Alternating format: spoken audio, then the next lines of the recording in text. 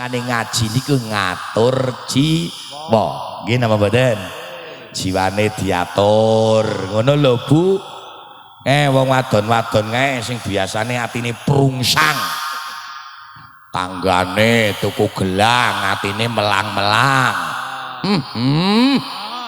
iya ora tanggane tuku kulkas atine adem panas dilalah sing duwe gelang kowe angger pengajian ya mung kukar-kukur wae hawane pancen yo iki wis arep turun kabut kok yo la zondaang nah iya toh sing pinggir ngasih ngomong alah kayak ketoke kok Mas Enom ngono sing siji malah nomo apa ngaku weruh lek online mulane demot-demot atine ditata nggih napa mboten lah iya wong niku nek ora iso nata ati masyaallah Pak mula awak dhewe kudu yakin ainul yakin hakul yakin urip teng alam donya mung nunggu takdire Gusti wong nek pancen takdir sugih suket godhong rewani nggih mboten arep omong nandur jipang nek pancen takdire sugih wah pating greyong ora leren-leren nggih mboten nek pancen arep takdir kere Mas nandura gandul lak lomot kabeh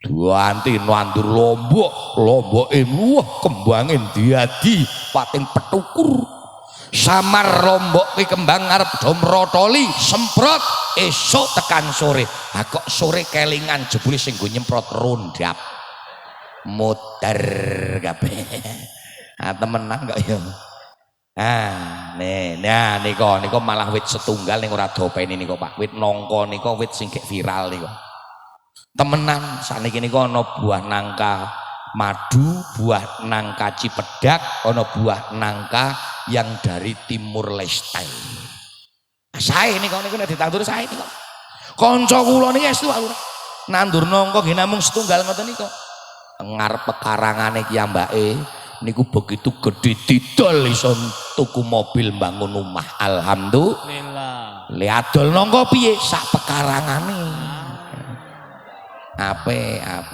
sak pekarangane ora karu-karuan saya iya ayo mulane sak pekarangane nggo tuku perumahan nggo gawe ndekem nggih kuwi aman wis duwe iya ngkremi siji oh iki akhir ngerti wae hawan arep ngkremi wae lah niki to jebule ketemu bola-bola rusak kabeh lha ditenan gini mboten mula wong urip niku estu Pak kula kadang ngasih cok matur mosok wong urip mung beda partai ngasih ora takon-takonan ana meneh jarene padha dening islame beda organisasi kok ora rukun njuk nawar iki kepriye Cak Islam ki ambak ana NU ana Muhammadiyah mbok ya sing rukun ngene mboten perkara salat subuh nganggo kunut lan ora nganggo kunut niku jane lak mung sunah toh sing nganggo kunut ya apik sing ora nganggo kunut ya apik sing ora apik sing ora tau subuhan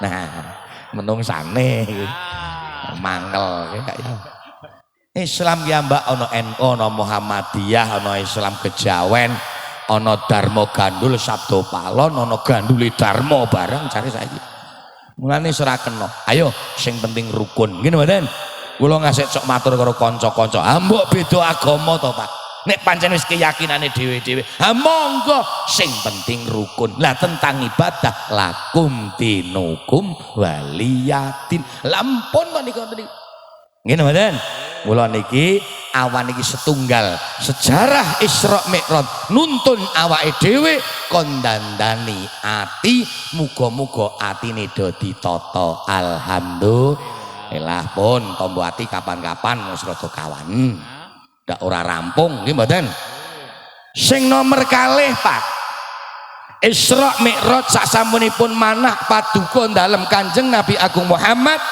sallallahu alaihi wasallam iku dipun dandani dipun suceni umate supaya kandha nderek sing nomor kalih langsung saking Allah Kanjeng Nabi Agung Muhammad pikantuk dawuh salat gangsal wedal dimut-imut sing awale 50 wektu ana 50 wektu temenan wah wis ora kok bercelaan ora kok pota-poto ya mangkelake wong kok senengane mung foto-foto. Nek 50 wektu temenan apa kira-kira iso? Alis kok ngasek di spidol kaya ngono.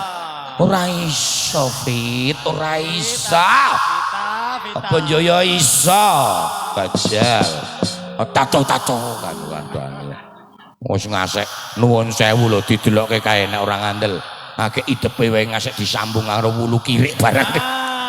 Mangkelake aku ndelok kanca-kanca sing jan ya wis suara masyaallah pipi ngasih diabang-abang ngasih kok spion undang kaya ngono.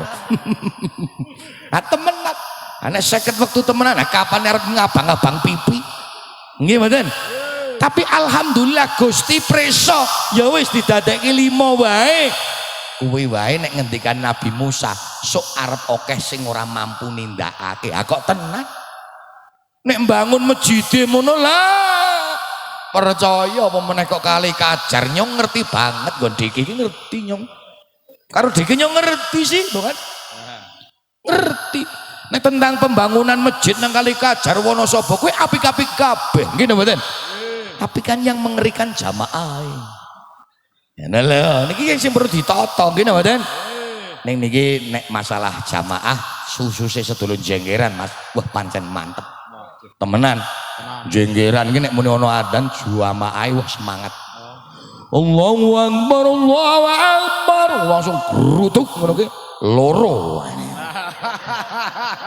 iki jenengane geruduk-geruduk geruduk-geruduk Fit geruduk-geruduk wong loro nang mobil geruduk-geruduk iya ala cerewetan ora takon ah mangko semedi karo loro kowe iki marah ndadekake ora ya maksudnya salate kuwi sing gruduk ngono lho iya ta temenan ning estu lho niki mula muga-muga sak sampunipun ngawontenaken peringatan Isra Mi'raj pun dhewe niku dadi wong Islam mboten sah neka-neka sing penting salate diopeni atine ditata cocok kula ngasih cok ngomongin lho Mas aku ki paling ora gumun arep kowe dadi wong sugih mlegedu tanahe ngambrah-arah omahe tingkat 3 mobile kinclong-kinclong men wulan ngumrah men taun koja kaji ning kok cetile setengah modar kuwi tetep kaji Muhyiddin ta kandhane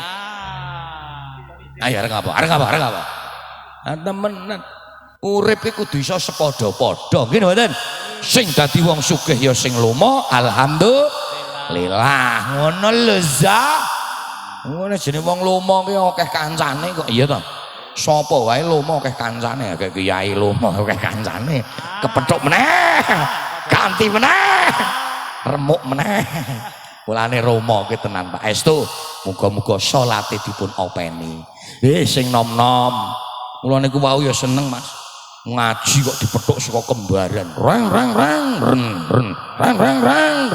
dunggah ki rono kae lak kurang ajar to iki nah mok gerek rene mah mrono-mrono ya wis seneng banget Mbah Yai wis ora muga-muga ning guwune kula nek ngajian mono methuk kiai semangat ning subuh ya ora tau melu salat setan pancen kowe menungsane tongkrong nang antem pisan wah temenan apa meneh sing blangkonan kae nguntir nang arep dhewe kalungan panitia ora gumun semoga-moga salate dipun lampahi Allahumma inna sholata kanat 'alal mu'minina kitaban mauquta salat bagi orang mukmin sebuah catatan kewajiban yang harus dilaksanakan dalam waktu yang sudah ditertentukan mula timut-timut salate aja ngasik lali yo karo adi wedok niki senajan ageng niki adi kula nek wong lemu ki pancen ngono Mas wong lemu ki bawaan jane wong lemu ki ora mesti nek mangan akeh lho adiku ki nek mangan ya maling mung mie ayam 2 mangkok alah tak tendang tenan kowe ayo Dewi wis lah caping gunung konjuk karo kanca-kanca kunjuk karo para pepunden-pepunden jenggeran yo nganggo bawa heeh suwi ra ngrungokake suarane gambleh kowe Ya ora aku ora ngrungokke kuwi lho. Ndobleh ayo to, Fit. Engko tak tokokke soto. Alah, ya perumahan wis, perumahan. Ning sing modele perumahane omahe nganu lho, lawange mung siji lho ya. Yo kowe nek mlebu yo ndekem ngene iki Fit. Ngono gelem ora? Yo iya. Ya mangkel. Ngapunten nggih, Pak. Mula nek kepenu kanca-kanca niki wah wis pancen anane mung remuk-remukan ora. Saben bengi. Ya suwi ra ngrungokake kok ya. Sing apik iki. Ya dijengglengke. Jengglengke, Mbah. Oh nggih, nderek. Kanca-kanca, cok, jenggleng, cok. Oke. Jare Pak Lurah nek jengglenge apik rokoke metu jare. Tambah remuk malah ruwake sing lurahe sing diremek. Panitia ki yo mbok yo 7-6 ya ora metu blas. Ha iki mono jenengane ana gedang ora ana kulite kok nyuga wedang ora metu rokoke. Kenapa kok yo Fit? Tapi aja. Iya mosok engko wong wis kene wis kadungan kok malah gen kungkung.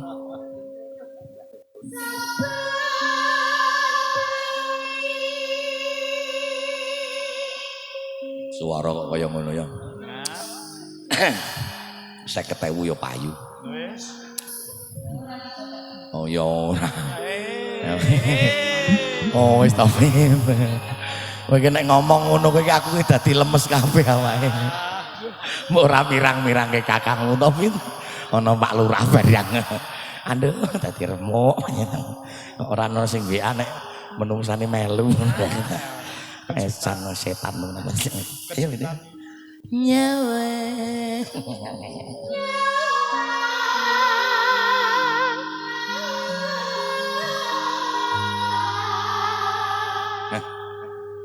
Oh.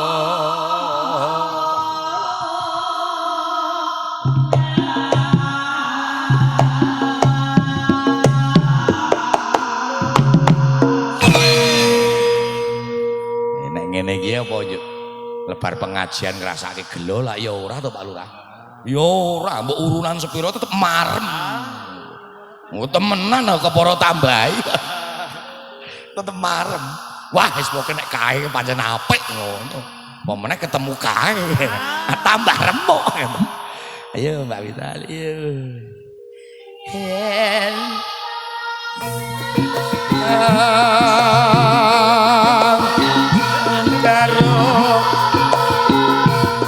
Danor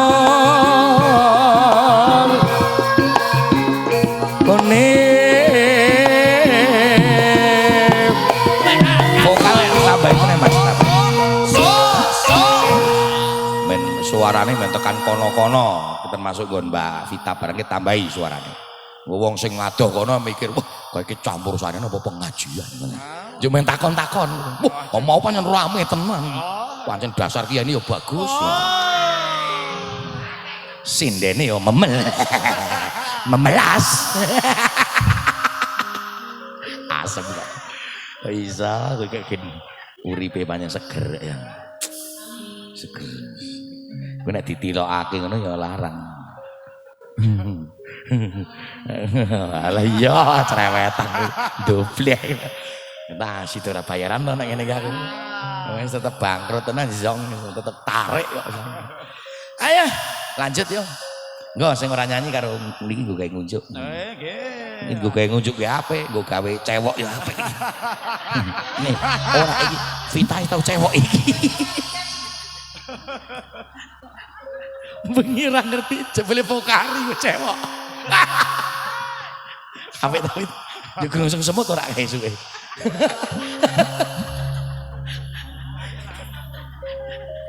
Wis malah geblutak ora. Iki wae nggo cewek apik. Agama.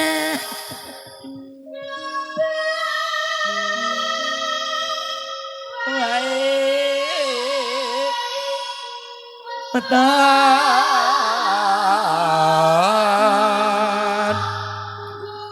no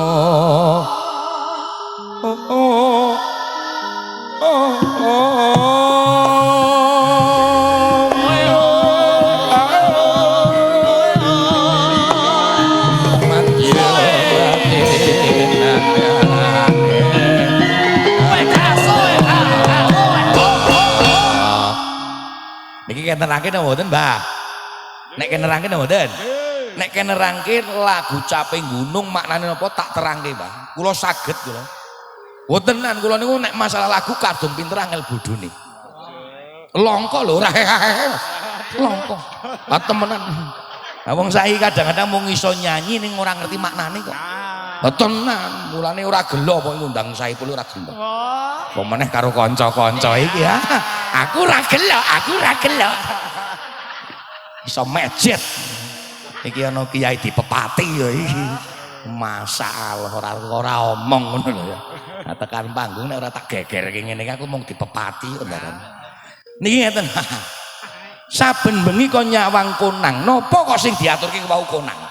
Ora kok saben bengi nyawang jaran.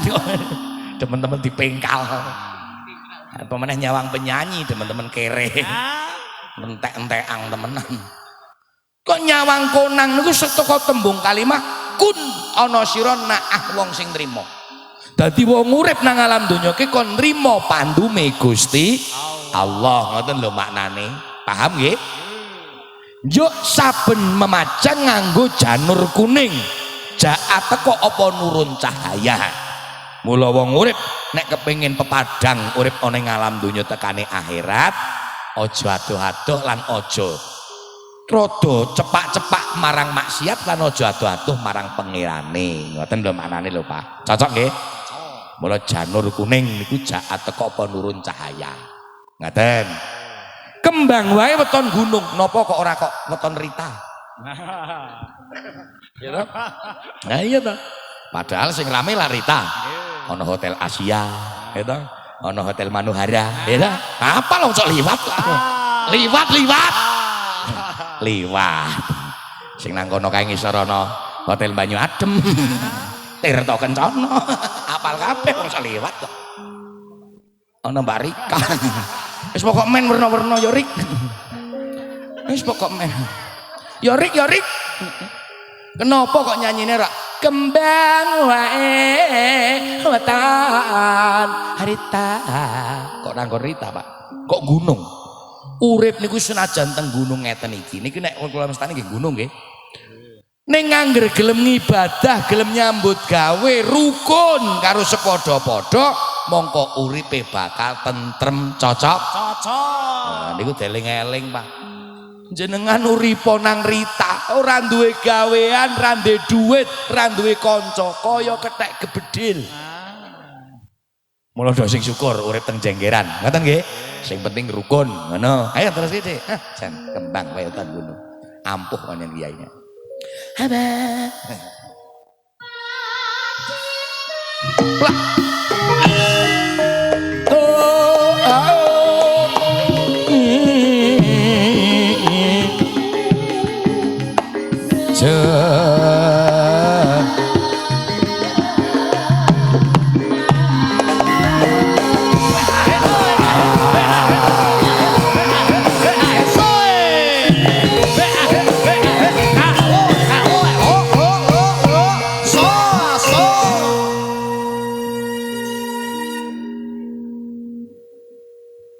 Aku angger ngrungokke tekan nggon jenenge tak hati-hati. Nek ngintil mesti disalahake soalnya.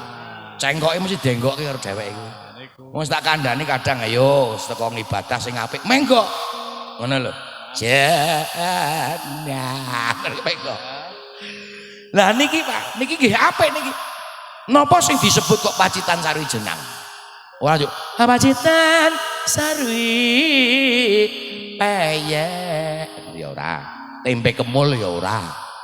Nggih mboten? Lho jenang niku saka saloka sing sae. Jenang niku maknane urip nang alam donya do sing raket karo sedulur karo tangga karo kanca. Cocok? Ana jenang kok bubrah kuwi jenengane bubur. Wong pengajian urung rampung kok wong telu arep minggat bubur kae. Kae kono telu kae lunga kae. Menungso kandhani angel. Urung rampung enteng. Wis karepe kono lah lunga ya wis kono peduli. Penting panitia ora minggat. Mula jenang niki nuwun sewu, wong urip kudu sing apik praupane, ajer praupane, legi pengendikane. Cocok? Cocok. Ayo arep awake dhewe gek masalahe werna-werna, nek gek kaya ngene kudu sing legi, kudu sing ajer, ngono lho. Paham ora? Masalah ngumah ya kono ngumah. Ngono masalah pribadi itu cukup WA. Wong ora tau piye, ngono cukup WA. Ngono aja digawa-gawa. Wis kok sing ayem, sing tentrem, ngene mboten. Mula jenang ngoten ya dadoske. Hana.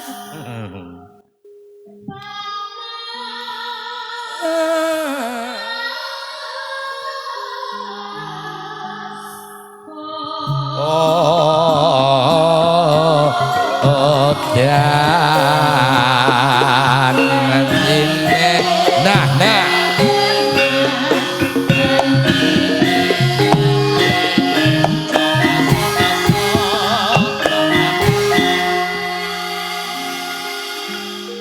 ketoke anggis tekan kene iki kaya kesempatan. Janjine piye? Aja ngesuk-ngesuk. Ya wis. Sing ora tak terangake lah panasudan wis muga-muga do paham rezeki nang alam donya kadang akeh kadang sithik ngoten Pak. Nggih ngoten. Iya, mula awake dhewe kon toto tetep aling-aling caping gunung. Ayo sing rada minggir rada menteng arene yo ketek arep brimis ki mulaine kawanen wis tak kandhani kon mulai gasik malahan. Dadosake yo.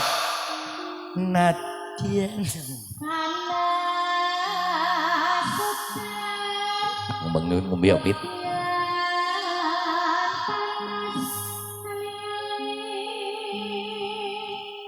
Awas.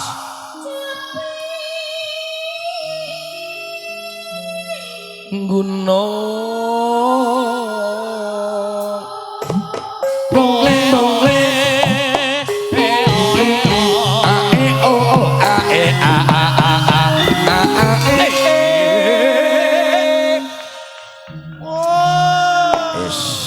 urip kudu sing jo sing sabar nrimo pandunge pangeran panasudan aling-aling caping gunung yo sing terakhir Nadyan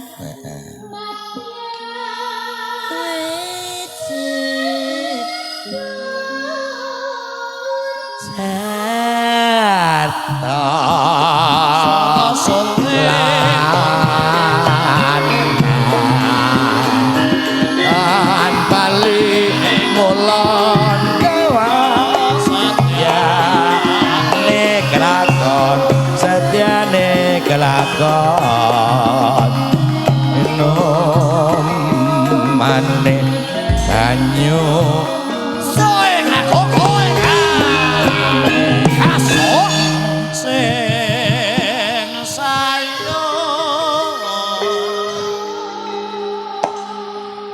anyar mau gibit ngene iki dele sing sayo kudu anyar mau tenan mau apik calling ya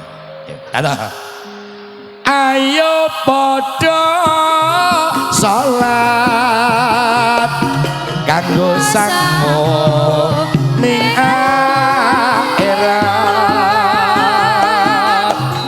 pitu lasra kangat rena wengi aja kenal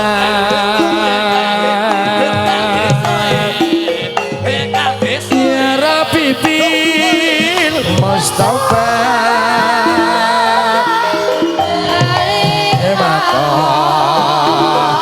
cetana wabelana mamado kamu hebasia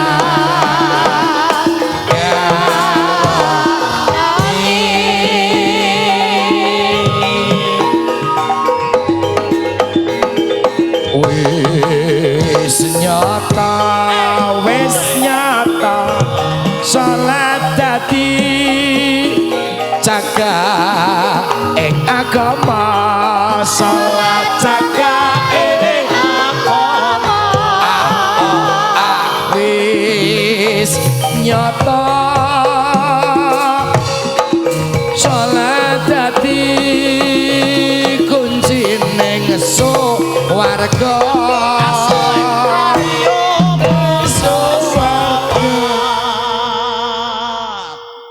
gumun aku ngertekan senggaan ngene iki udan barang kok leren to rasane to. Sapa-apa wae ngger setengah main iki rasane mak ces. Langsung ha. Kok keton lanange pit. Apa? Wong Islam sedaya jalar satri enom lan tua hayo nindake salat lima iku dawuh Allah kang kuwasa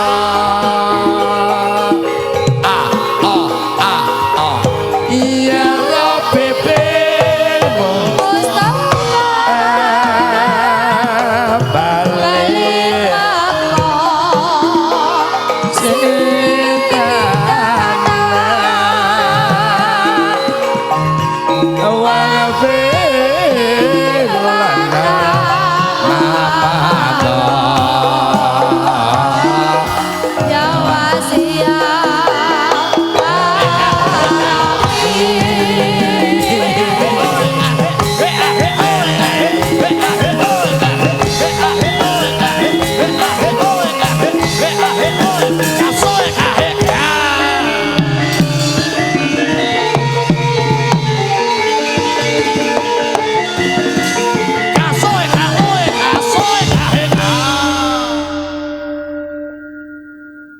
judek tuh ngasake aku toh. Apa le kopi ini kurang panas? Serah karo-karo kan. Oh nah, muga-muga niki lelagon caping gunung niki wau saged ngemutake awak dhewe ngibadahi salat. Ngoten nggih? Estu lho. Sing nom-nom barang mari segera awak dhewe sasampunipun ngawontenaken peringatan Isra lan Mi'raj sing nom-nom cancut tali wondo. BKM kita bentuk Badan Kemakmuran Masjid, Kemakmuran Musola, nggih mboten? Cara mbiyen Irmas Ikatan Masjid, Ikatan Musola remajane ngoten, Pak. Wong kadang-kadang sing nom-nom niku nggih mangkel ki melih. Mosok esuk niki lho Ramadan dadi ati tenan. Ana Ramadan kok sing gugah sahur tetep wong tuwa. Nggih mongko jam 3 bengi, ayo suarane kok kucing kerah to Pak. Nah sing nom iki minggat nang ndi nggih mboten? Mosok gugah sahur kok wong tuwa. Awa. Ewo. Aur. Seracet to ya. Ambaya sing nom nggih mboten? Nek nom niku kan cetha. Bapak-bapak, ibu-ibu, sampun jam 3. Sahur. Tur nek cah nom niku estu, Pak. Ambek guyono kaya ngapa niku nyenengake, ya mbedhedheke ning nyenengake. Wong kadang ana sing gugah sahur niku dilakoke kaya banci niku. Sahur guys, sahur. Ning kan cetha daripada haul. Sing sepuh-sepuh ngapunten. Mbah kaum barang pun sambut kakak. Temenan nek mbah kaum sing gugah sahur, putu-putu mah dogi lapeng. Haur. Lah niki mulane niki. Pun ndak ora rampung. Lah sing nomor kalih, sing nomor 3 sejarah Isra Mi'raj membawa awake dhewe, nuntun awake dhewe kudu kon ngerti karo cikal bakalan para pepundhene. Cocok. Soalnya napa? Nalika paduka dalem Isra lan Mi'raj niku pinanggih dateng para nabi-nabi lan rasul-rasul ingkang sampun wafat ribuan tahun, Pak. Temut-temut lho. Berarti napa? Ingkang dipun wastani ruh niki mboten seda, namung pindah alam. Jenengan kan mesti paham. Salat maune 50 wektu. Gara-gara kepanggih karo Nabi Musa niku iso dadi negosiasi ngasih tekan 5 niku lek ketemu karo Nabi Musa. Kanjeng Nabi kepanggih karo Nabi Adam, pinanggih malih kali Nabi Ibrahim, pinanggih malih karo para nabi-nabi umpamane niku terus urutane sami. Ya kan? Lah niki nunjukake napa? Urip teng alam donya aja nglalekke cikal bakale. Nah, mulane niki sae sanget. Dadi Isra Mi'raj saha haul simbah Kiai Jengger niki artine napa? Supaya awak dhewe niku ora kelangan kiblat karo pepundhene. Nggih napa mboten? Wong sakniki niku dol mulai gemblung Pak Lurah. Estu. Do mulai stres.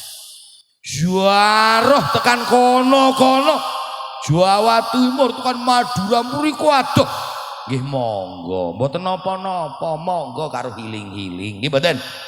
Ning mbok yo to arwah yo dizaroi. Nggih napa mboten? Zaro tekan kono-kono kok bapakne mbahne ora tau zaroi. Eleh. Ana apa ora sing cok ngoten niku? Wonge ya teka ngono kuwi. Nah, niki mung kula sifate mung ngelikke. Ajeng zaroh wali songo monggo, tekan wali selawe monggo. Ning mbok yo wali-wali Dayak ya dijaroi. Wong rumangsa jenengan urip teng alam donya, urip nuwun sewu gesang teng Jenggeran niki ketoke nek Tegale jenengan iki modele tesih warisan kabeh. Nggih mboten? Ngaku mawon Mbah Kaum, mumpung rung remek. Pun teko ngaku mawon Mbah Kaum kali ngunjak-ngunjuk. Teh pucuk ya. Iya. Wong menungso niku estu Pak Lurah saged dipun tingali kok nek wong kuwi iso tuku Tegal niku iso ditingali.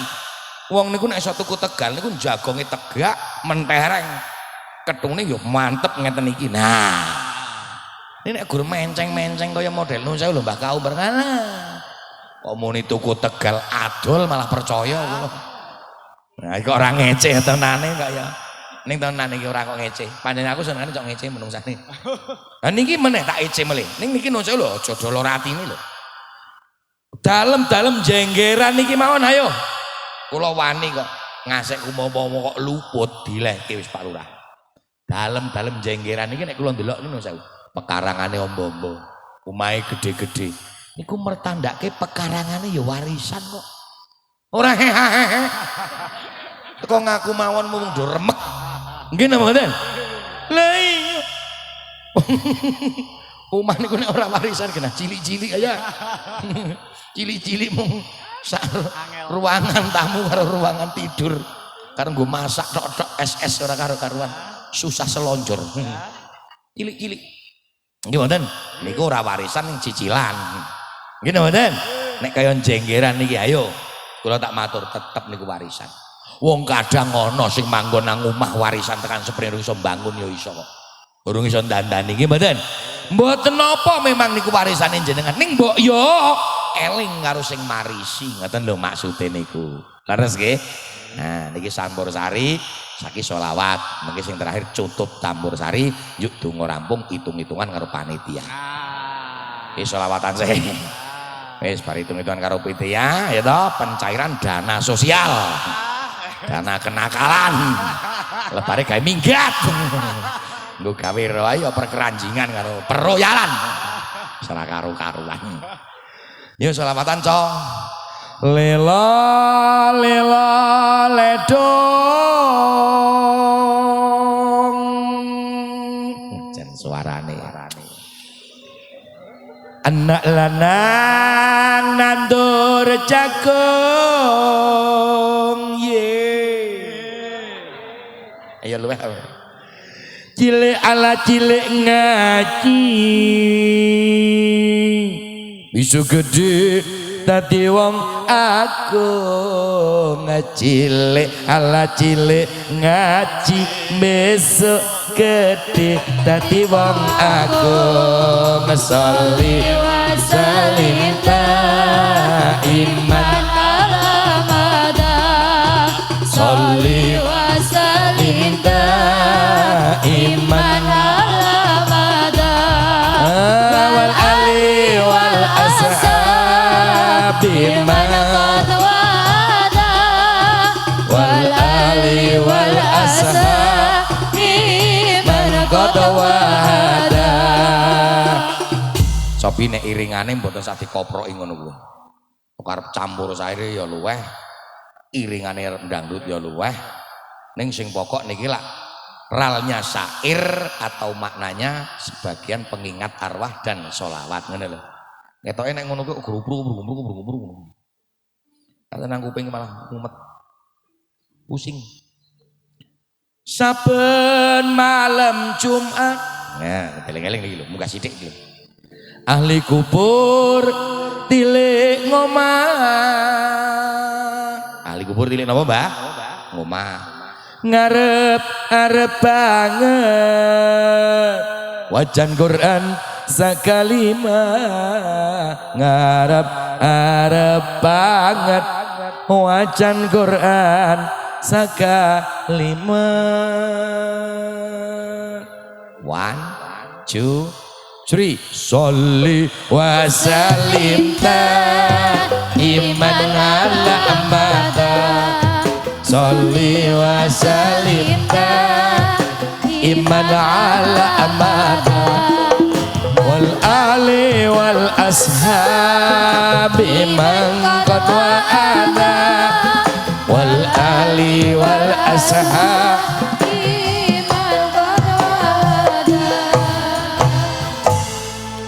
ini terusane ngeri Mbah.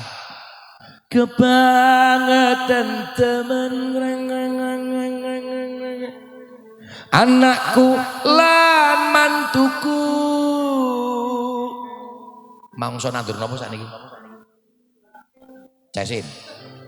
Apa ora eling macul Tegal warisanku? Apa ora riko manggon omah ing pekaranganku? Sholli wa sallim iman ala amata. Sholli wa sallim iman ala amata. Wal ali wal ashabi man qad wa'ada. Wal ali wal ashabi man qad wa'ada. Niki mungkin dalu malam Jumat lho gek monggo. Nggih mboten? Kemis sore niki nek mengke mboten Jawa, monggo-monggo makome wong tuwa do tilik ana. Cocok? Syukur-syukur anak do dijak, do ngumpul nang nggon maesane mbae, lebare foto. Ugahe status. Mangkelke kaya. Ning muga-muga saged nindakake. Temenan lho, nek ora diwehi iki ahli kubur jane ya ngancam darani lho. Le ngancam gek mau ngene iki. Niki sholawatane sing sairane pocong. Waduh. Lamun aku bisa niki lak ngeri meneh to. Mulih ing wana sapa. Termasuk bali nang Kali Kajar iki. Bakal tak dol kabeh Tegalku sing isih ana. Pocong nggo duit bingung. Duite tak sedekahke kabeh karo Kiai Saiful Widodo.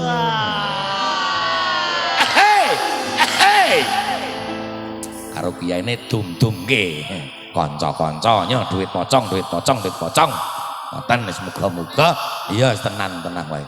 Bapak Ibu rahimakumullah pun ingkang terakhir kula tak matur monggo Isra Mi'raj juga menuntun kita agar menghargai apa yang menjadi keputusan orang tua. Gini mboten? Soalnya zaman saniki nun sewu Pak Lurah, akeh anak wani karo wong tua, kadang mantu wae neng-nengan karo mara. Ana apa ora? Wonge ya teka. Wedok nang panggung klambine seragam. Nah, jebulane kowe. Nanti mati wong. Mangkel kira. Lah wong urip kok neng-nengan karo mara tuwa. Mulane urip ya ora barokah. Nggih mboten? Mula deling-eling tenan lho niki lho ya. Sakwise pengajian, ayo pertama noto ati, karo sapa wae sing apik, karo dulur sing rukun rasmang iri drengki karo tangga teparuh. Nomor lorone salate dilakoni, nomor telune eling karo para arwah-arwahe, nomor papat limane do bekti marang wong tuwa sak klorone. Alhamdulillah. Ning nggih semanten ugi nyun ngapunten niki kajenge adil nggih. Mara tuwa barang niku nek ngendika lambene ya datur. Termasuk Mbah Kaum.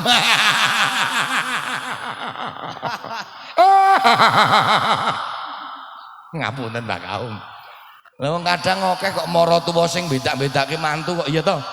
Nek mantune sing wis sukses sugih teko disubya-subya. Begitu teko langsung yo arep nyembelih apa? Pitik apa entrok? Apa jarian? Mboten sah mak, mboten sah nyembelih vitamawon. Apa nganu wae? Sate kucing. Nyobyo. Mboten sah mak. Nganu wae tak gaweke rica-rica tekek ya, rica-rica tekek. Mantu sugih. Mantu kere teko uduk-uduk nang pit motor reng neng. Pit motor kok kemelun.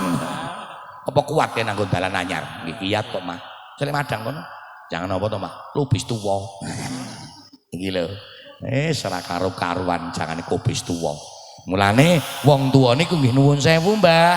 Mboten ateges kula nuturi dhateng panjenengan mboten. Ngoten nggih? Niki temenan. Wong tuwa niku cukup gadah sifat 3, sembur, tutur, wuwur. Niku mun cocok. Sembur dadi wong tuwa sing ahli ndonga. Pun niku mawon. Dongakno anak, dongakno mantu, dongakno putu. Jos. Nggih mboten? Tutur nek pancen anak keliru kandhani. Anak keliru ra kandhani, mantu sing keliru ring ngandhani ngasih cincing. Karo ngene iki ora ngelingi. Dadi mantune aku mung gawane kathok kolor. Waduh. Nek oleh kula tetep tak jawab, yakin. Ma, apa? Senajan kathok kolor penting isine, Mak. Dadi nyatane ya lato-latone barokah. Ya barokah ya fit. Ya bro. Ya lato-latone bro kuwi. Mulane mulane deling-eling. Ngawur nek pancen gadah bondo, Pakde. Anak modali ramang cetil-cetil. Ngono tukokno helikopter. Waduh. Mengko dodol jipang nang Israel ngono. Oh, temenan motor mabur dodol jipang karo janganan nang Israel ngono. Mulane awak dhewe tenan, muga-muga paring ana tata tentrem ayem-ayem. Allahumma. Ya sing terakhir anu ditutup nganggo apa? Nganggo lagu eling pangeran kae. Tibane nanggo napa to kae, Bit? Slendro songo apa gedhok songo kae? Ya eling pangeran ya. Mula bari tutup gara-gara yuk donga lak rampung cair yuk medun nang kretek langsung danyute. Temenan iki cah telu tak tukoke 6 mangkok. Sing sak mangkok domo didahar, sing sak mangkok gawe raup. Kabyuk. Lek do raup soto nggih. Nggih. Heeh nangis ayo temenan. Ayo ora apa-apa kok mendo sehat kok ya. Campur sambel lah ya. Engko nek do merem kabeh ra weruh kan wis gerek piye to? Ngramyangi. Oh ngono to. Ya ora kok ya. Alah iya jangan. Barangnya ngono kuwi. Ya. Malah dobleh. Ayo eling pangeran. Nang lir kadya jaladri. Kang wis pinanggih muni. Sangsaya siang sangsaya araras. Masyarakat ning Kukuban. Kukuban jegeran.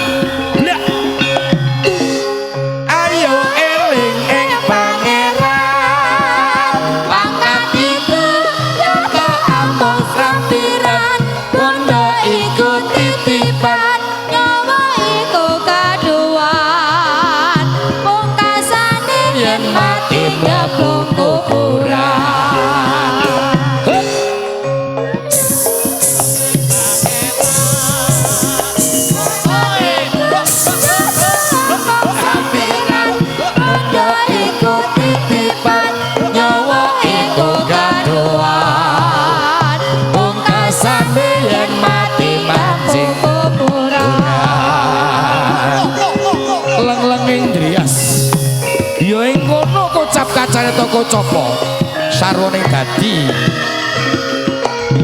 ana ing Mercapada apa titi tentrem ayem-ayem tansah pinanggih lucep enggak pinanggih dikuti jagat Mercapada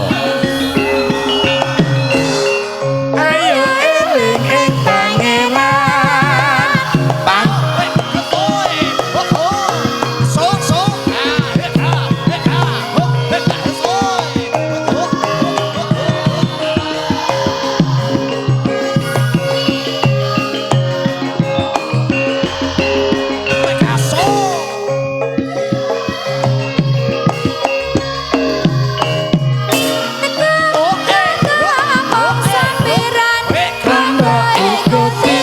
pang nyawa iku kadoan pungkasane yen mati mlebu kuburan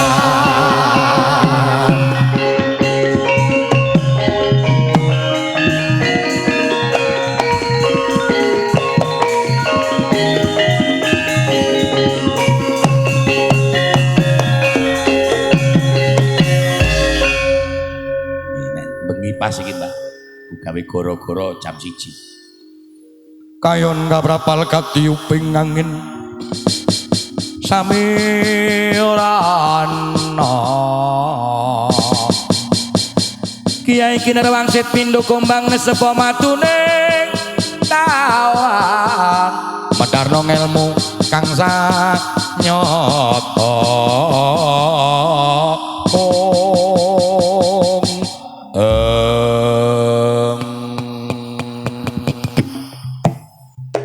leng-lenging grias pasewakan aku ya candraning goro-goro bumi gonjang langit tangis sing gumarang kelawan langit tangis sing bumi ketiga dawa bleduk mengampak jik-jik loa gleduk mengampak sasi sapi gumarang mino-mino podok ketika waris satu jalmo satu melayu tangis sing langit sedina udan kaping 7 lintang redet-dedeto kena cak-cak condro dimuka gunung tarung kalu karo gunung bumi kena ngerti tangkep lo si demi goro-goro sanjang gurunya ndak tirto kamandanu katetesaken jumlah guru yang Mercapada ing gunung hormat ana ing kukuban jengir ngawontenaken peringatan Isra Mi'raj Nabi Agung Muhammad sallallahu alaihi wasallam damel Holsim Mbah Kyai Jengger lan merti dusun sanalika bisa anggawa swasana kang tata tete tentrem ayem-ayem leng-lenging grias apa kang dadi pasewakane masyarakat sapa lelenggahan pengajian ander nyuwun marang Gusti kang murbaning jagat Mercapada bangsa nyuwune Gusti Mercapada ya apa kang dadi kersane muga-muga tansah pinaringan jembar rezekine panjang yuswane kabeh pinaringan bolo toto tete tentrem ayem-ayem yen disawang saka ing Mandrowo masyarakat ana ing Jenggeran guyub rukun tansah tata tinata masyarakat kang padha guyub rukun ndadekake kabeh ana manca negara kang padha rawuh ning Jenggeran minangka tatan tentrem tata titi dindrem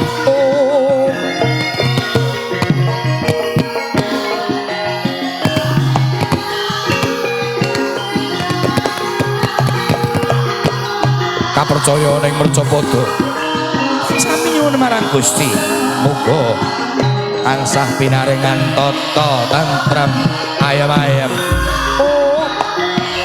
karyan kotan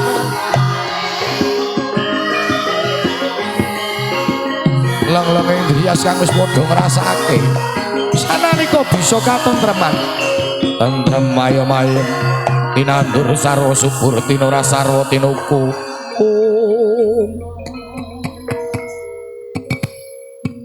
bon niki wis mipil mutamati Bapak Ibu rahimakumullah Bu jujur dalam hatiku tak ingin kita berpisah tapi tak mungkinlah kita di sini terus Memang kita harus berpisah. Cinta tak harus memiliki. Tapi sadar dalam doa yang paling dalam senantiasa aku mendoakan kalian. Semoga hidup akan bahagia. Amin. Semoga pola akan hidup ini semakin tentram. Amin. Untuk banyak rezeki umur yang panjang. Amin. Air mataku menetes, Bu. Hanya untuk orang yang kucintai. Tapi tak mungkin hatiku bisa. Karena apa? Sadar hati pikiran aku ingin memeluk gunung, tangan tak sampai. Ngoten nggih? Bila ada sumur di ladang, boleh kita numpang mandi. Bila ada panjang, kita bisa berjumpa kembali. Iki kepiye musik malah perang lho. Mungkin kayak susah malah perang. Wis lah cetha. Ngaten mawon ingkang saged kula aturaken muga-muga saged dina wonten manfaatipun. Ngoten nggih. Anggen kula saha kanca-kanca niki geguyonan. Niki nyuwun pangapunten. Wong kula niki mboten kiai bangsa kiya-kiya karo kiyu-kiyu kula. Niki sing terakhir Mbah Kaum, nuwun sewu sing donga sinten niki Mbah Kaum? Estu. Kula langsung. Ah, wau keteke mboten nonton jadwal kula langsung donga to. Nggih mboten napa-napa ning maksude donga niki hitungane lemburan napa? Lah tok minder to. Tekan lemburan apa borongan kok njo dadak ora. Nggih po teko borongan ngoten nggih. Ora ketang 50-50 lah tambah. Ngono kok akeh setehida. Udah sehat ayo. Yo udah bareng-bareng kok. Astaghfirullah. Rabbal baraya. Astaghfirullah.